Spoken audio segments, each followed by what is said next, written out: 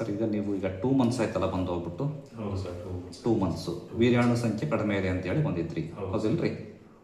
ಇದು ನೀವು ಟ್ರೀಟ್ಮೆಂಟ್ ಮಾಡೋಕ್ಕಿಂತ ಮುಂಚಿನ ರಿಪೋರ್ಟು, ಹೌದಲ್ಲ?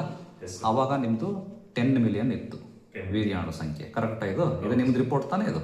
ಬಿಫೋರ್ ಟ್ರೀಟ್ಮೆಂಟು 10 ಮಿಲಿಯನ್ ಇತ್ತು, ಹೌದಾ? ಆಫ್ಟರ್ ಟ್ರೀಟ್ಮೆಂಟು ನಿಮ್ಮದು 64 ಮಿಲಿಯನ್ ಇದೆ. 64 ಮಿಲಿಯನ್, ರೈಟ್?